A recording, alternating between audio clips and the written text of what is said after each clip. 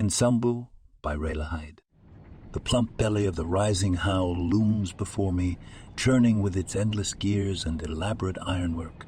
Some say the howl is named for the wrought iron wolf that cries atop the apex of the hexdraulic descender. Others swear the ghost of a black-veiled gentle servant haunts the cabin, and when the howl lifts him away from his lost love in Zaun, the sounds of his moans reverberate and shake its metal core. Many Piltovans, convinced as they are in their own sound judgment, are sure the name refers to nothing more than the cold wind whistling between the crevasses below their city. But to me, the howl is not a single lone cry. It is an orchestra of noise, a melodic blend of 1,000 unique sounds. It is why I am drawn to the machine. The multi-tiered elevator, supported by 3 vertical structural beams which span the height of the city, descends to the promenade level and slows to a lurching halt.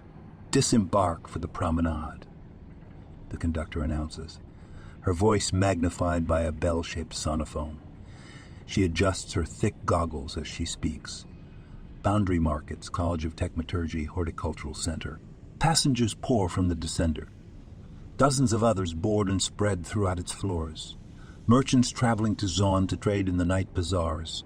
Workers returning home to sleep. Wealthy Zaunites visiting night blooms in glass-domed cultivars. Then there are the unseen riders who have made the howl their home. I spy them scurrying in the shadows, plague rats, shadow hares, and viridian beetles. Sometimes I climb down the crevasses to descend to the sump, but tonight I long for the harmony of noise I know the descender will create. Instead of entering through the doorway, I swing around the outside and lock my grip on the bottommost bar, where ridged steel brackets frame the glass windows. My metal plates clank as I clamber onto the howl, drawing stares from the passengers and what looks like a grimace from the conductor. My knowledge of facial expression grows each day. Most passengers ride within the compartment, away from the cold and soot, but outside, in the open air, I can hear the satisfying click-clack of mechanical parts snapping into place and the soft hiss of steam releasing as we sink into Zaun.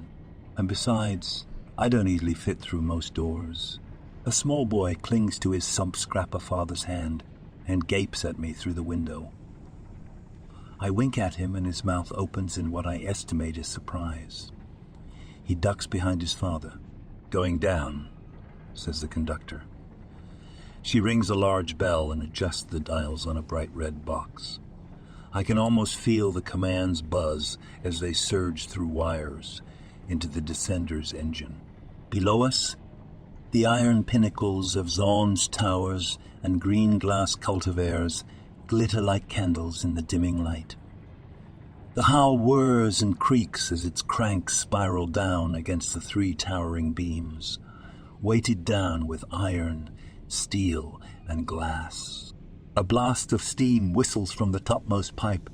Inside the cabin, the sump scrapper and his child look on as a musician tunes his 4-string chitterone and begins a sonorous melody. His tune synchronizes with the clacking gears and whirring machinery of the howl.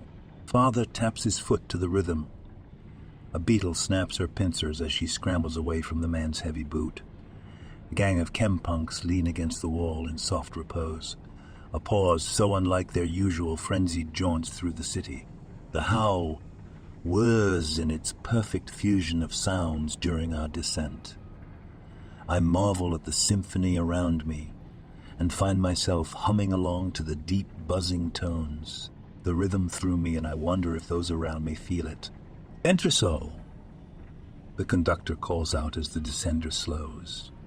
A pair of couriers carrying parcels wrapped in twine disembark, along with a crew of Chemtech researchers and a crowd of keen merchants. A merry crowd of Zaunites from the Theer district steps aboard.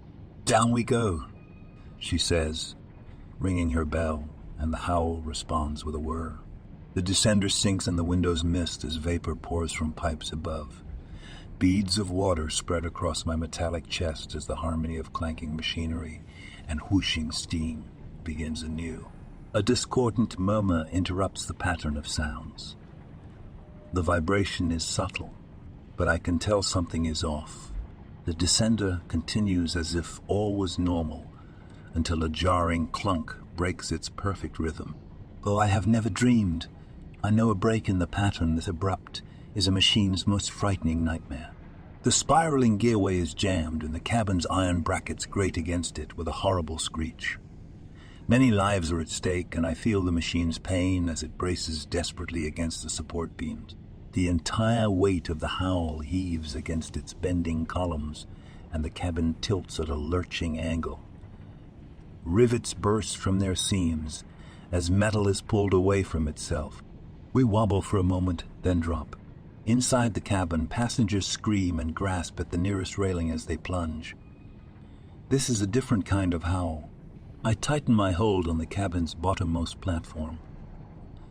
I extend my other arm, launching it toward one of the 3 vertical structural beams. The iron column is slippery in the mist, and my grip misses it by inches. I retract my arm and steam blast from my back as I try again, whizzing it toward a second beam. Another miss. Time slows. Inside the cabin, the chempunks cling to a ledge while the Viridian beetle flies out an open window. The sump scrapper and his child brace themselves against the glass, which fractures under their weight. The boy tumbles out, scrabbling at the frame with his fingers before he slips and falls. I reach up and catch the boy in mid-flight, then retract my arm. "Hold on," I say. The child clings to the plates on my back. I fire my arm up toward the support beam once more, and this time my hand meets solid metal with a resounding clang as I secure my hold. My other arm is forced to extend as it's wrenched down by the plunging cabin, so much that I feel my joints might fracture. Suspended in midair, I try to steady my grip. With a great jolt, my arm jerks as the descender halts its free fall. It shakes from the sudden stop, now supported only by my arm. The boy shudders as he tightens his grip on my back. The howl is still 50 feet above the ground, hovering over the sump-level buildings. My overlapping metal plates groan as they strain against the weight, and I concentrate all my efforts on holding myself together. If I fall, the howl falls with me, along with all its passengers. While locking my arm onto the support beam, I slide my arm down the pillar. We drop 10 feet, and the cabin sways precariously before stabilizing again. "Sorry about that," I shout. Statements of empathy can be reassuring to humans in moments of crisis. I must try again. I must be strong. I release my grip on the support column ever so slightly, and with a piercing screech, we gently slide down the remaining 40 feet to the ground. My valves sigh as they contract. Passengers echo my sighs as they stumble through the doors and broken windows into the sump level, leaning on each other for support. The boy on my back breathes rapidly as he holds my neck. My arms whir as I retract them and lower myself to the floor, crouching down so the child can touch the ground. He scrambles back to his father, who embraces him. The conductor emerges from the descender and looks at me. "You saved us. All of us," she says, her voice shaking from what I think is shock. "Thank you." "I am simply fulfilling my purpose," I say. "I am glad you are not hurt. Have a good day." She smiles, then turns to direct the crowd of Zaunites who have gathered to offer their assistance to the passengers and begin repairs. One of the chempunk girls carries the musician's chitterone for him as he crawls from the descender. Several of the theater folk comfort an elderly man. 2 hex mechanics stumble toward me, and I direct them to a medical officer who is setting up a tented repair station. The murmurs of the passengers and the hissing groans of the wounded descender blend with the whirs and churning of the sump. The steam engine within my chest murmurs along, and I move to whistle a tune. The boy turns and waves shyly at me. I wave back. He runs to catch up with his father, his heavy boots tapping a rhythm on the cobblestones.